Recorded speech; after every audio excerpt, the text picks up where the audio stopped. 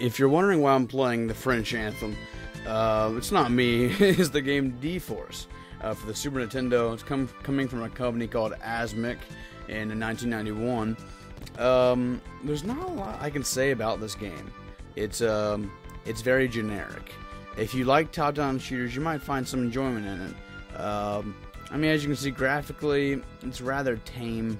There's not, I mean, it looks just as good as any other game on the Super Nintendo. It is an early Super Nintendo game coming out in 1991, so you can expect a little bit of, you know, it's not like, a lot of the later games look a lot better than this, but it did come out early in the Super Nintendo's life. It was known as Dimension Force in Japan. Rather interesting fact. So you're driving an Apache heli and you're killing down these enemy planes trying to stop a dictator in Eastern Europe. Interesting. Yeah, so there's 7 levels in the game. 4 of them are basic shooters like you're seeing right now. 3 of them have altitude controls, which I'll show you a little bit later. The difficulty of this game is kind of ridiculous.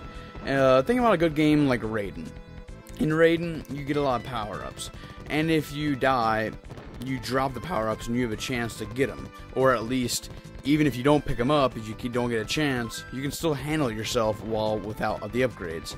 In this game, it's kind of the worst of both worlds. If you do have all the upgrades, this game is mind-numbingly easy, and it's basically pointless to try to even play through it all the way because you're gonna get bored.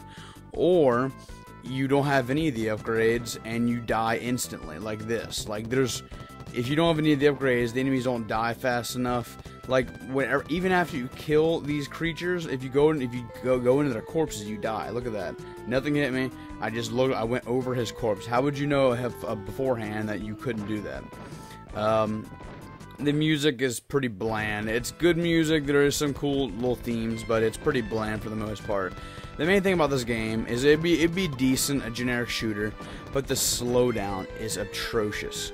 Literally, it's one of the earlier Super Nintendo games, so I can give it a little bit of a leeway there on the graphics, not looking super amazing, but regardless, the slowdown is horrible. Even when there's not that many enemies on the screen, you will feel the controls will start feeling slippery, which is bad for a game that is so dependent on precision like a top-down shooter.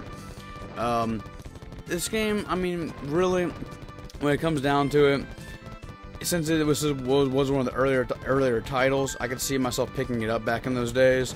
But truthfully, I recommend staying away from it.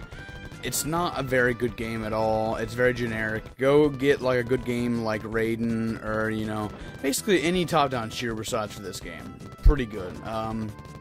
This game is, though, however, pretty cheap on eBay. Also, I saw on Amazon for around $4. I think you can pick it up for that price without feeling too guilty. But just be warned, it's not the best game ever. So that's basically all I wanted to say. That's been D-Force for the Super Nintendo, guys. This is Navyboy 5499, and I'll see you guys later.